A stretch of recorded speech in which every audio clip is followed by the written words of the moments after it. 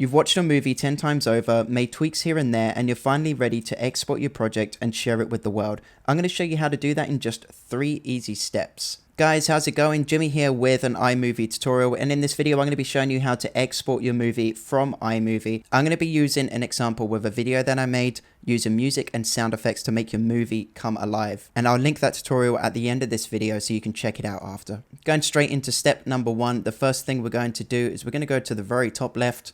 We're going to click on File, and then we're going to go to Share, scroll down to File. Or if you do want a quicker way to do that, we can go to the top right here. You'll see a box with an arrow going through it. We're going to click on that, and we're going to click on File there.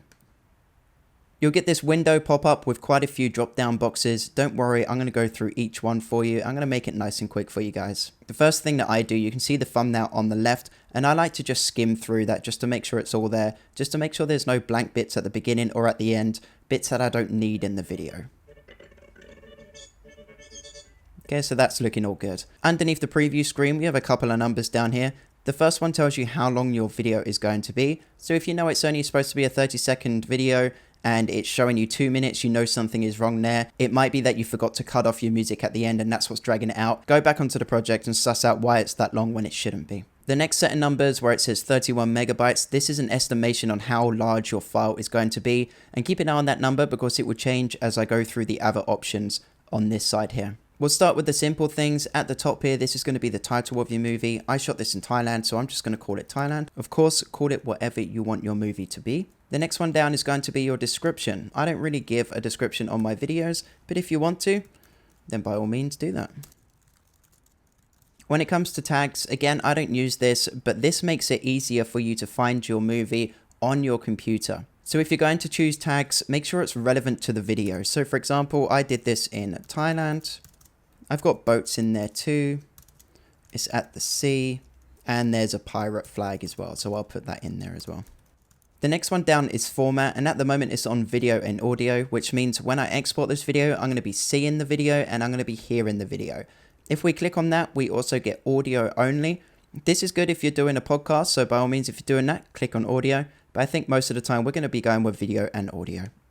Next one down is resolution. So at the moment, I've got it on 1080p and 60. 1080p is usually the one you want to go for. I've got 60 here because this is the frame rate that my project is in. So when I filmed these clips, I shot them in 60 frames per second. So when I brought them down to the timeline, it automatically made the timeline 60 frames per second. If you shot with 30 frames per second, it might say that. So don't worry about this number, it's not that important. If we click on the menu, it will give you a couple of other options, but just bear in mind, the lower you go, the less quality it's going to look. So for example, like I mentioned before, keep an eye on this number here. If I click on the very lowest number, 540p, it's going to bring my file size down to 11 megabytes. That's great, but the quality is going to go down, and 31 megabytes isn't huge. I'm going to keep with 1080p. With quality, I keep this on high, especially if it's going on YouTube, Facebook, or if you're sending it to your friends. This is good enough. If you're sending this to a client, then maybe use Best ProRes. But again, once I click that, it brings the file size up huge. So if you're just putting it on YouTube or Facebook, I'll definitely recommend keeping it on high. And again, if we go low, it will bring that file size down again, but we will be losing quality. So bring it up to high. That will be the best one for you. When it comes to compression, there's only a couple of options on here. I always go faster. This means when your movie exports, it's not going to take too much time at all. If we go with better quality, your computer will go through every tiny aspect of your movie and it will take a little bit longer to export. In my opinion, the quality doesn't change. So if you just want a faster result, just go with that. That's the one that I usually go for. When we're happy with our settings, we're going to click on next and we're going to go on to step number 3. Choose where you want to save your movie, give it a name. If you're going to keep with your movie title name, then that's fine, you can do that. And then we're going to click save. You'll then see at the top here, you get this circle come up. If we click on that, it will tell you what it's actually doing. So it's exporting the movie and it's giving you an estimated time on how long it's going to take. And once you've exported your movie, you'll get a little pop-up box that comes up here telling you that it's been shared successfully. And we can either close this box or we can show the movie on our computer.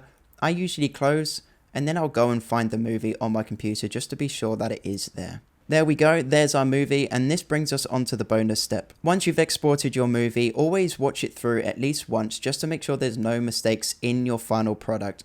So I just like to click, press the spacebar and watch it in preview. Now listen guys, I have a suggested video for you that's on your screen now that shows you how to use music and sound effects to make your movies come to life in iMovie. Otherwise, I hope you're having a great day and I will catch you in the next one.